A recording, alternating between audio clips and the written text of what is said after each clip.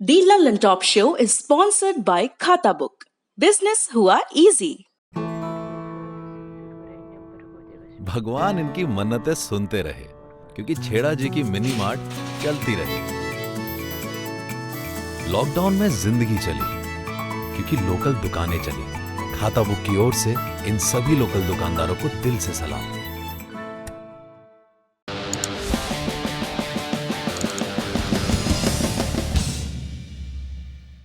नमस्कार, सौरभ द्विवेदी नाम है हमारा और आप देखना शुरू कर चुके हैं दी ललन टॉप शो।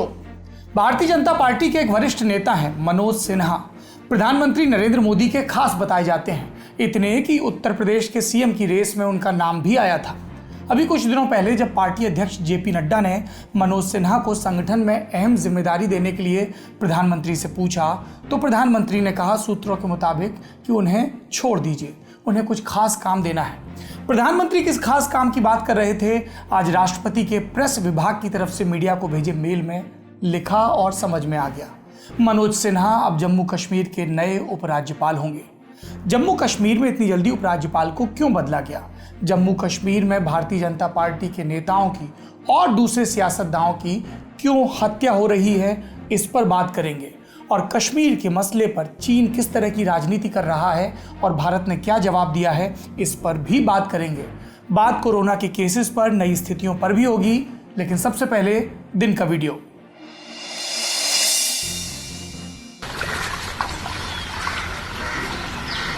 यार नहीं बोले सर यार 2 मिनट है यार 2 मिनट।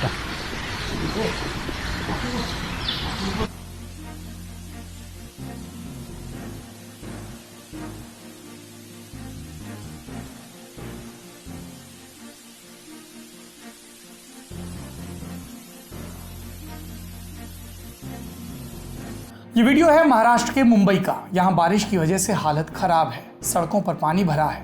मरीन ड्राइव पर समंदर की लहरें आंखें तरे रही हैं। 6 अगस्त को समुद्र में ऊंचा ज्वार देखा गया। ऐसे में सड़क पर एक बिल्ली इस सज्जन को बस पानी में फंसी नजर आई। वो इसके लिए वही करते हैं जिसे रेस्क्यू ऑपरेशन बोला जाता है। वो बाइक पर बिल्ली को बिठा कर ले जाते हैं और कहते हैं कि मैं घर ले जा रहा हूँ। मुंबई में ये छोटी सी सुखद कहानी भर है। शहर में बाकी कहानियाँ इतनी सुखद, इतनी मानवीय नहीं है। 3 दिन से यहाँ लगातार बारिश हो रही है। 6 अगस्त की सुबह बारिश कम हुई, लेकिन मौसम विभाग की तरफ से अभी भी भारी बारिश की आशंका जताई जा रही है। कुछ जिले जैसे रत्नागिरी, सिंधुदुर्ग, पुणे, कोल्हापुर और सतारा में ऑरेंज अलर्ट घोषित किया गया है। शहर में कई जगहों पर बाढ़ जैसे हालात हो गए हैं। रेलवे ट्रैक डूबे हैं, पेड़ गिरने से नुकसान हुआ, सड़कें टूटी। लोगों को सुरक्षित बाहर निकालने के लिए एनडीआरएफ की टीमें लगाई गई। लोगों से घरों में रहने की अपील भी की गई। ठाणे म्यूनिसिपल कमिश्नर ने बताया कि 5 अगस्त को 149 मिलीमीटर बारिश हुई। कोल्हापुर की स्थिति बताएं तो वहां 34 सड़कें बंद हैं। जो तस्वीरें आप स्क्रीन पर देख रहे हैं, ये मुंबई के नायर अस्पताल और जेजे अस्पताल की हैं। आप बेस्ट की एक बस को भी आधा डूबा हुआ देख सकते हैं। 5 अगस्त को सीएसटी और सैंडहर्स्ट स्टेशन के बीच पटरी पर पानी भर जाने से 2 लोकल ट्रेनें भी फंस गई थी। दोनों ट्रेनों पर कुल 290 लोग सवार थे।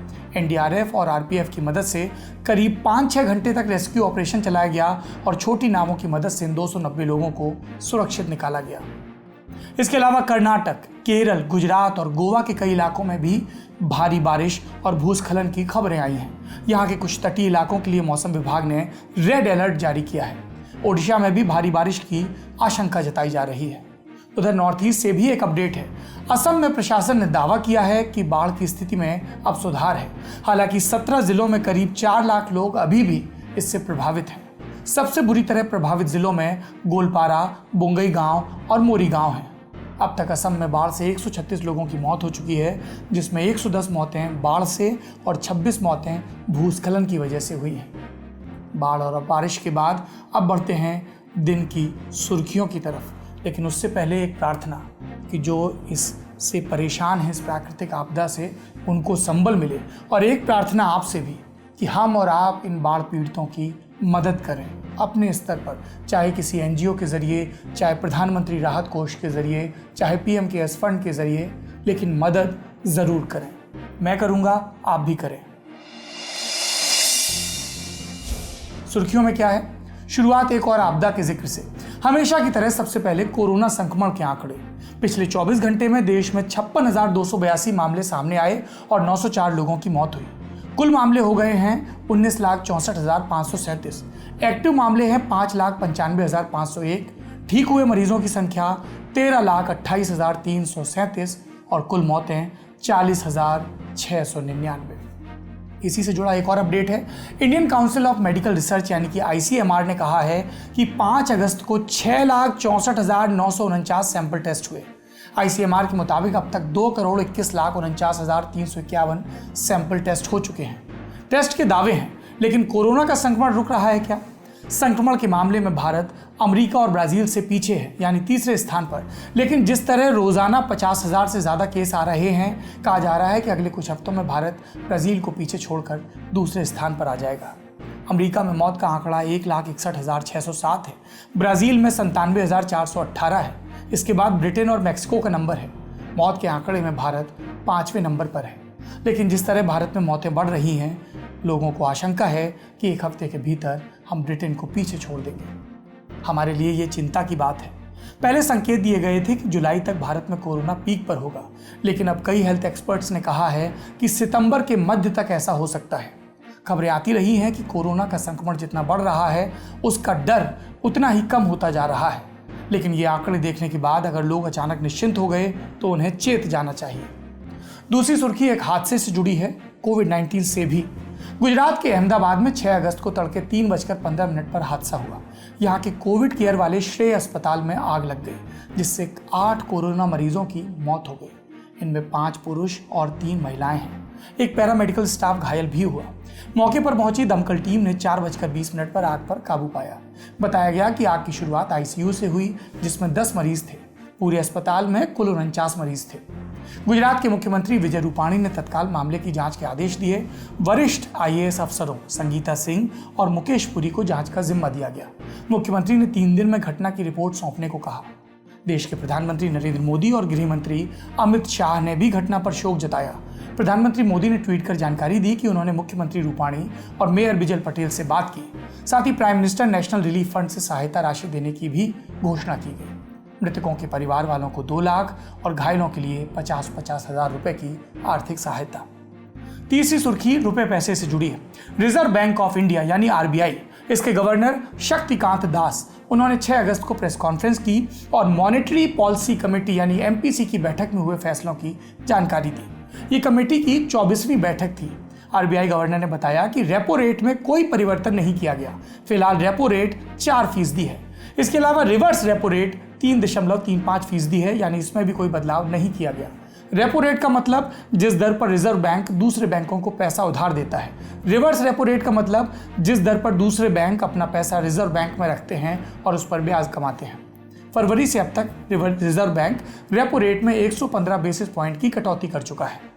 गवर्नर शक्तिकांत दास ने चिंता जताते हुए यह भी कहा इस मौके पर प्रेस कॉन्फ्रेंस में कि पहली छमाही में GDP ग्रोथ संकुचित ही रहेगी और पूरे वित्तीय वर्ष यानी कि 2020-21 में ग्रोथ नेगेटिव जोन में रहेगी। उन्होंने कहा कि कोविड-19 के चलते बड़े बोझ के चलते हम फाइनेंशियल मार्केट में लिक्विडिटी सपोर्ट बढ़ाने के लिए कई कदम उठा रहे हैं। ज्यादा पैसा मार्केट में, आसान भाषा में ये समझिए। शक्तिकांत दास ने कहा कि कोविड-19 की वजह से घरेलू खाद्य मुद्रास्फीति लगातार बढ़ी हुई है। चेक पेमेंट में सुरक्षा बढ़ाने की बात भी की गई। EMI मॉरेटोरियम पर फिलहाल कोई ऐलान नहीं किया गया। गोल्ड लोन के बारे में कहा गया कि अब गोल्ड ज्वेलरी का लोन टू वैल्यू यानी LTV रेशियो 90% तक होगा, यानी किसी जेवरात के बाजार मूल्य के 90% तक लोन दिया जा सकेगा। कुछ बातें आपको जटिल लग रही होंगी, मुझे भी लगी, इसलिए हमने दरख्वास्त की हमारे अर्थात ब्लॉग के कॉलमिस्ट अंशुमान तिवारी से। सुनिए उनकी राय। भारत में ब्याज दरें अगर आप कागजी तौर पर देखें तो न्यूनतम स्तर पर है। रेपो रेट भी न्यूनतम स्तर पर ऑल टाइम लो है। भारत के इतिहास में इतनी कम रेपो रेट कभी नहीं थी, 4% के आसपास। और बाकी जो MCLR है यानी जो बेसिक बेंचमार्क रेट होती है जिस पर कोई बैंक आगे कर्ज की दरें तय करता है, चाहे वो कंपनी को दे या स्मॉल स्केल इंडस्ट्री को दे या होम लोन दे या कार लोन दे या पर्सनल लोन दे, उसका जो बेस होता है जिसको कि हम marginal cost of lending rate MCLR कहते हैं, वो दरें भी अपने न्यूनतम स्तर पर हैं। तो बाजार में ब्याज दरों के हिसाब से जितना अधिकतम किया जा सकता था, रिजर्व बैंक ने ऐसा इसको वो कर दिया है। और इसके बाद अब ब्याज दरों में कटौती न करना रिजर्व बैंक की इस बात का संकेत है कि रिजर्व बैंक के पास अब विकल्प बहुत सीमित हैं। एक तरीके से थोड़ी हताशा या थकान सी दिखती है रिजर्व बैंक की कोशिशों में इस समय, क्योंकि उसको लगता है कि बहुत कुछ हो गया है लेकिन उसका कोई नतीजा नहीं आया। चौथी सुर्खी में फिल्म और टेलीविजन इंडस्ट्री से एक और सुसाइड की खबर है। कहानी घर घर की TV serial fame actor Sameer Sharma ने अपने घर पर कथित तौर पर सुसाइड कर लिया। उन्होंने ये रिश्ते हैं प्यार के, वो रहने वाली महलों की, आयुष्मान भव और इस प्यार को क्या नाम दूं समेत कई सीरियल्स में काम किया था। रिपोर्ट के मुताबिक 44 साल के समीर शर्मा ने मलाड पश्चिम स्थित नेहा CHS बिल्डिंग में अपने घर पर फांसी लगाकर जान दी। पुलिस का कहना है कि एक्टर ने 2-3 दिन पहले सुसाइड किया होगा, क्योंकि जब पुलिस फ्लैट के अंदर पहुंची तो शव डिकम्पोज होना शुरू हो चुका था। मलाड पुलिस के मुताबिक समीर ने इसी साल फरवरी में ये अपार्टमेंट किराए पर लिया था। बुधवार 5 अगस्त को रात की ड्यूटी के दौरान वॉचमैन ने समीर शर्मा के शव को लटकता हुआ देखा था। पुलिस को सुसाइड नोट नहीं मिला है। पूरे घर की सर्च की जा रही है। पुलिस मामले की जांच कर रही है। अगली सुर्खी, प्रख्यात लेखिका सादिया दहलवी का बुधवार को देहांत हो गया।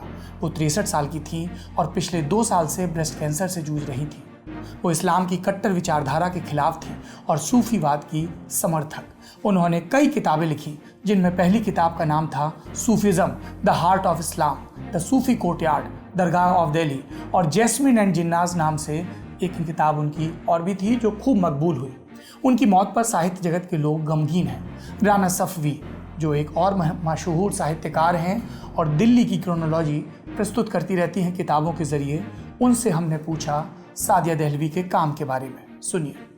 सादिया दहलवी के इंतकाल की खबर सुन के हम सब बहुत परेशान हैं। दिल्ली उनको हमेशा याद करेगी, हर चाहने वाला उनको याद करेगा। अल्लाह उनकी मग़फ़िरत फरमाए। उनकी जो 2 किताबें हैं, the Sufi courtyards of Delhi और Sufism, the heart of Islam, उनकी दिल्ली के लिए, दुनिया के लिए एक लेगेसी है। दिल्ली को 22 ख्वाजाओं की चौखट कहा जाता है और इस सिलसिले में जो सादिया की किताब है, the Sufi courtyards of Delhi, नायाब है और उनकी याद को हमेशा हमेशा यहाँ पर बरकरार रखेगी। ये थी सुर्खियां। अब बढ़ते हैं बड़ी खबर की तरफ। कल 5 अगस्त का दिन था। दिन भर न्यूज़ चैनलों पर अयोध्या के भूमि पूजन की तस्वीरें चली और इस बीच 5 अगस्त की दूसरी अहम खबर वो पीछे छूट गई। 5 अगस्त 2019 को कश्मीर से अनुच्छेद 370 को निष्प्रभावी करने का फैसला लिया गया था। कश्मीर से कल किसी प्रदर्शन या बड़ी हिंसा की खबर तो नहीं आई, लेकिन शाम होते होते एक खबर ऐसी आई जो दब नहीं पाई। केंद्र शासित प्रदेश बनने के बाद जम्मू कश्मीर के पहले उपराज्यपाल बने गिरीश चंद्र मुर्मू ने कल इस्तीफा दे दिया। मुर्मू का इस तरह से इस्तीफा देना थोड़ा चौंकाने वाली खबर थी, लेकिन ज़्यादा चौंकाने वाली खबर आज सुबह राष्ट्रपति भवन के प्रेस विभाग से मीडिया को भेजे गए मेल में थी। इसमें नए उपराज्यपाल की नियुक्ति की जानकारी थी। कौन है जम्मू कश्मीर के नए एलजी? मनोज सिन्हा, बीजेपी के वरिष्ठ नेता और यूपी के गाजीपुर से 3 बार के सांसद मनोज सिन्हा। पिछली मोदी सरकार में मनोज रेल राज्य मंत्री भी थे। 2019 के लोकसभा चुनाव में वो अफजाल अंसारी से हार गए थे। 2017 में उत्तर प्रदेश के मुख्यमंत्री बनने की रेस में उनका भी नाम लिया गया था। मतलब सीएम के लिए नाम फाइनल होने की इतनी खबरें थी कि समर्थकों ने लड्डू बांट दिए थे। सिन्हा को पीएम मोदी का भरोसेमंद माना जाता है।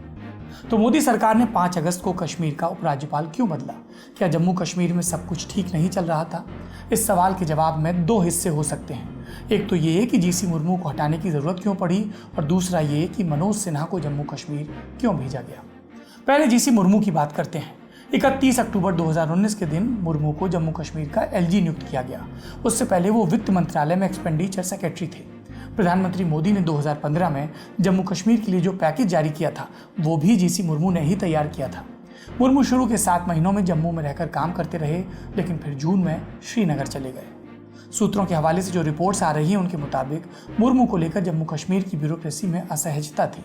मुर्मू सिविल सर्वेंट्स के काम से खुश नहीं थे, इसलिए उन पर दबाव बनाते थे, और दूसरी तरफ कई सीनियर ब्यूरोक्रेट मुर्मू के तरीके से खुश नहीं थे। खबरें ये भी हैं कि जम्मू कश्मीर के मुख्य सचिव BVR सुब्रमण्यम और LG मुर्मू के बीच थोड़ा तनाव था। चीफ सेक्रेटरी ब्यूरोक्रेसी के हेड होते हैं, लेकिन मुर्मू ने फाइल्स अपने दफ्तर में मंगवाना शुरू कर दिया था।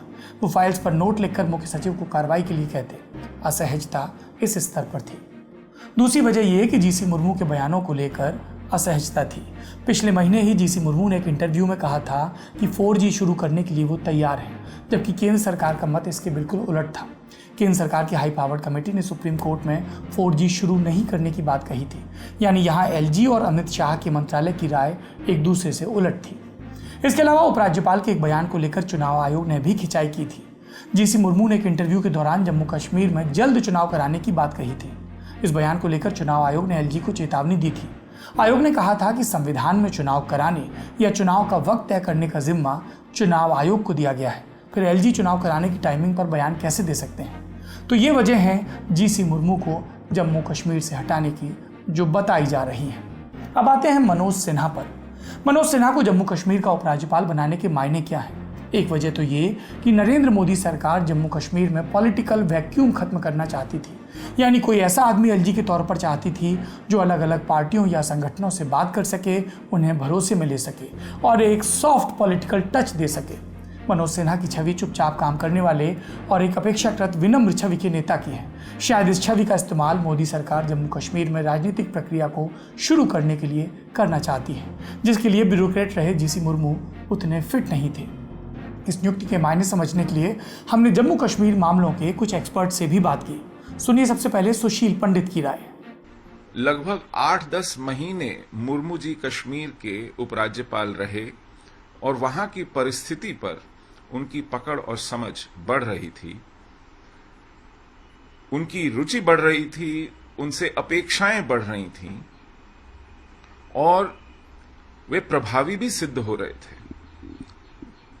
अब फिर से महीनों लग जाएंगे नए व्यक्ति को स्थितियां समझते हुए और उनके विषय में कुछ करते हुए। अनुच्छेद 370 के हटने के बाद कश्मीर के पटरी पर आने की प्रक्रिया को एक धक्का लगा है। जम्मू कश्मीर की राजनीतिक पार्टियां बीजेपी नेता की बतौर LG नियुक्ति पर क्या कह रही हैं, ये भी सुनिए।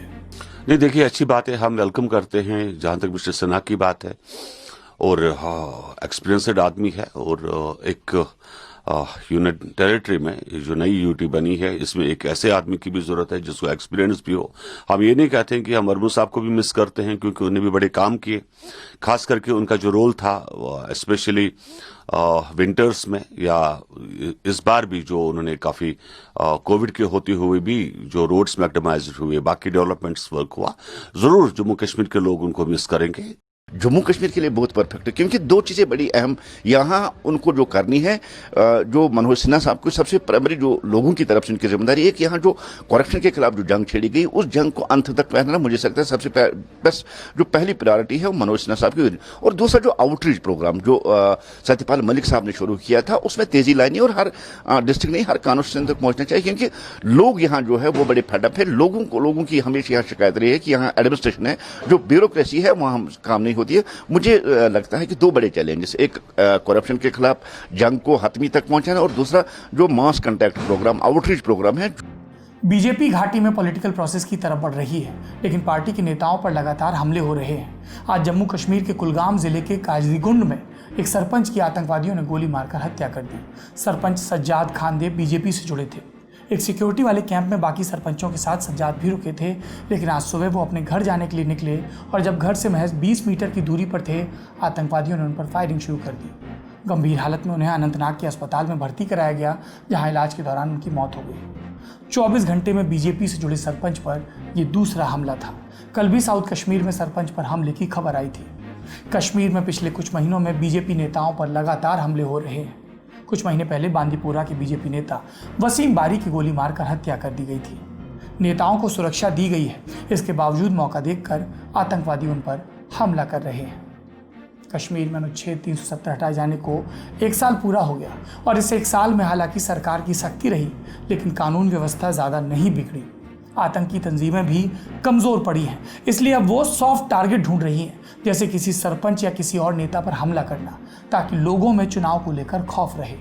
डिप्लोमेसी के लिहाज से मोदी सरकार ने कश्मीर मुद्दे को अपने हक में रखा है। आज यूएन में एक बार चीन ने कश्मीर मुद्दे पर चर्चा शुरू की, जिसका भारत ने जोरदार विरोध किया। पाकिस्तान के कहने पर चीन कश्मीर मुद्दा यूएन में उठाता जरूर रहा, लेकिन वो सिर्फ अखबारों की सुर्खियों तक ही सीमित रह पाता है। अब जम्मू कश्मीर में भारत सरकार के लिए असली चुनौती है राजनीतिक प्रक्रिया शुरू करना, चुनाव कराना और ये इंश्योर करना कि लोग उसमें हिस्सेदारी करें, राजनीतिक दल उसमें हिस्सेदारी करें। उम्मीद है कि जिन नेताओं को अभी नज़रबंद रखा गया है वो भी बाहर आएंगे। जम्मू कश्मीर में लोकतंत्र पूरी तरह बहाल होगा और जम्मू कश्मीर के नागरिकों को उनकी अपनी चुनी हुई सरकार मिलेगी। सुशांत सिंह राजपूत की मौत के मामले में तमाम उठापटक, आरोप प्रत्यारोप और राजनीति लगातार चल रही है। मामला बिहार बनाम महाराष्ट्र भी बना दिया गया।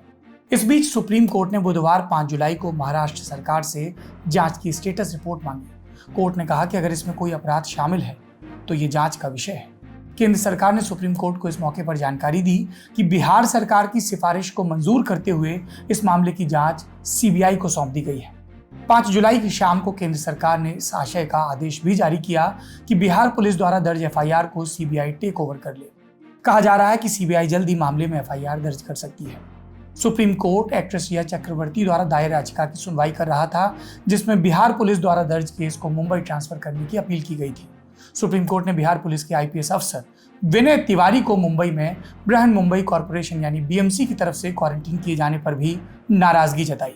सिंगल जज बेंच के जस्टिस श्री ऋषिकेश रॉय ने कहा कि जब सिनेमा में किसी हाई प्रोफाइल नाम के साथ कुछ होता है तो हर किसी की कोई ना कोई राय होती है, लेकिन कोर्ट होने के नाते हमें वो करना है जो कानून कहता है।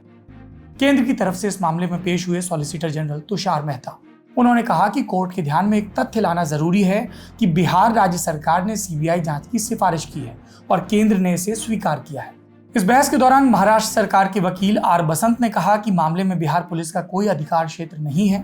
इस पर जस्टिस रॉय ने कहा कि हर पक्ष से सुनवाई के बाद कोर्ट इस सवाल पर आएगा। कोर्ट ने सभी पक्षों को 3 दिनों के भीतर जवाब दाखिल करने को कहा। कोर्ट ने कहा कि यहाँ मुख्य मुद्दा अधिकार क्षेत्र का है, कौन जांच करता है और किसे जांच करनी चाहिए और कौन सी कोर्ट को इसकी निगरानी करनी चाहिए। कोर्ट अगले हफ्ते फिर मामले पर सुनवाई करेगा। उधर आईपीएस विनय तिवारी को मुंबई में क्वारंटीन करने के मामले में लगातार मुखर रहे बिहार के डीजीपी गुप्तेश्वर पांडे ने कहा कि ये हाउस अरेस्ट करने जैसा है। हम एडवोकेट जनरल से बातचीत के बाद फैसला करेंगे कि क्या एक्शन लेना है। कोर्ट जाना भी एक ऑप्शन है। इससे पहले 4 अगस्त को बीएमसी के एडिशनल म्युनिसिपल कमिश्नर ने आईजीपी पटना को लिखे एक पत्र में लिखा कि क्वारंटीन किए गए आईपीएस अधिकारी महाराष्ट्र सरकार के संबंधित अधिकारियों के साथ डिजिटल प्लेटफॉर्म जैसे जूम, गूगल मीट, जियो मीट इत्यादि पर अपनी प्रक्रिया जारी रख सकते हैं। इसी के साथ प्रवर्तन निदेशालय मतलब ईडी ने रिया चक्रवर्ती को समन भी भेजा। सुशांत सिंह राजपूत के पिता के सिंह ने रिया पर सुशांत के पैसों में हेरफेर करने के आरोप लगाए थे। अब रिया चक्रवर्ती को 7 अगस्त को ईडी के सामने पेश होना है। अभी तक रिया की तरफ से इस पर जवाब नहीं दिया गया है। इंडिया टुडे ने ईडी के सूत्रों के हवाले से बताया कि इनकम टैक्स रिकॉर्ड से पता चला कि पिछले कुछ वर्षों में रिया की इनकम तेजी से बढ़ी। उन्होंने मुंबई में 2 प्रॉपर्टी खरीदी, एक रिया के नाम पर और एक परिवार के दूसरे सदस्य के नाम पर। ईडी ने इन प्रॉपर्टी के कागज मांगे हैं। एक अपडेट और भी है। सुशांत सिंह राजपूत की पूर्व मैनेजर दिशा सालियान के कथित सुसाइड को सुशांत सिंह के सुसाइड से जोड़ने की कयासबाजी और आरोपों के बीच मुंबई पुलिस ने कहा है कि अगर किसी के पास कोई सूचना हो तो पुलिस की जांच में सहायता करे। और दिवंगत दिशा के पिता, उन्होंने मुंबई पुलिस से कहा कि वो मीडिया और सोशल मीडिया के प्रभावी लोगों और नेताओं पर कार्रवाई करें। परिवार का आरोप है कि उत्पीड़न किया जा रहा है, दिशा की मानहानि की जा रही है। गौरतलब है कि बीजेपी के नेता नारायण राणे समेत कई लोगों ने यह दावा किया कि उनके पास दिशा की मौत से जुड़ी जानकारी है। सालियान ने 8 जून को कथित तौर पर एक पार्टी के बाद मुंबई के मालवाड़ी इलाके में एक बिल्डिंग से कूदकर जान दे दी थी। सोशल मीडिया वालों ने अब एक और नाम घसीटा है इस प्रकरण में, एक्टर सूरज पंचोली का। एक फोटो चली जिसमें दावा किया गया कि एक्टर सूरज पंचोली दिशा के साथ दिख रहे हैं, पर यह फोटो उसी कथित पार्टी की है। सूरज पंचोली ने इंस्टाग्राम पर इस फोटो का खंडन किया और कहा कि ये 2016 की है और फोटो में दिख रही लड़की दिशा नहीं, उनकी दोस्त अनुश्री गौर हैं जो भारत में नहीं रहती। उन्होंने अपील की कि प्लीज़ मेरा नाम इसमें मत घसीटिए। उन्होंने अपनी पोस्ट में गाली गलौज वाली भाषा का भी इस्तेमाल किया है। एक मामला हमारे यहाँ किस कदर उलझ सकता है, इसका जीता जागता उदाहरण है सुशांत सिंह राजपूत केस। आगे जो भी अपडेट इस मामले में आएंगे आपको देते रहेंगे। ललन टॉप शो में आज के लिए इतना ही। जाते जाते आपके लिए छोड़ जाते हैं एक लटक शॉट।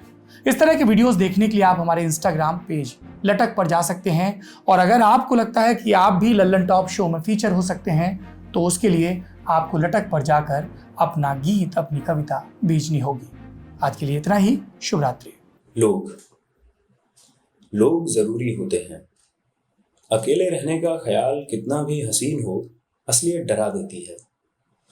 जब कहो तुम कुछ, सुने सब पर कोई ना समझे, ना कोई सवाल करे ना कोई पूछे कुछ, सब सुने तुम्हें पर अनसुना कर दे। जब थक के काम से कमरे में आकर दीवार ताको तुम, फिर ये सोचो चलो दीवारों के तो कान हैं, और दिन भर का किस्सा दरो दीवार से करके सो जाओ। जब बारिश में बीमार पड़ो तो चाय की पत्ती डब्बे में से सहानुभूति जताए, पतीले में रखा दूध पड़ा रहे उसमें उबाल भी ना आए। चादर को गले लगा, तकिए को पसीने से भिगा, पड़े रहो तुम। पूनम की रात हवा बाल छुए तुम्हारे, और तुम उंगलियों को तरस जाओ। फिर अपना ही हाथ फेर के सिर पे दीवार को देखो कि काश इसके ही हाथ उगाए। जब रस्सी का एक छल्ला गले पे लिपटा हो तुम्हारे, किसी की बाहों की तरह पर कसता रहे धीरे धीरे, तुम्हारी आंख से आंसू छलके, बाहें फैलाए मौत के लिए तुम मुस्कुरा रहे हो कि कोई तो अब गले लगाएगा तुम्हें, और तभी रस्सी टूट जाए, मौत रूठ जाए। जमीन पर पड़े तुम सोचते रहो, ये क्या हो रहा है, ये क्यों हो रहा है। फिर खड़े होके तुम काम पर चले जाओ। ये है अकेलापन, असलियत उसकी। ये खौफनाक मंजर नहीं चाहिए किसी को, सब चाहते हैं कस्टमाइज्ड लोनलीनेस, जरूरत मुताबिक अकेलापन। कहीं से खरीद कर कहीं से चुरा कर, एक आध लम्हे बस उतना सा अकेलापन। फिर बाहर आकर उन लम्हों से चाहिए दो होंठ अपने होठों पर, दो कान जो कि सुन सकें कितना काला है अंधकार अकेलेपन का। बस इसीलिए लोग जरूरी होते हैं।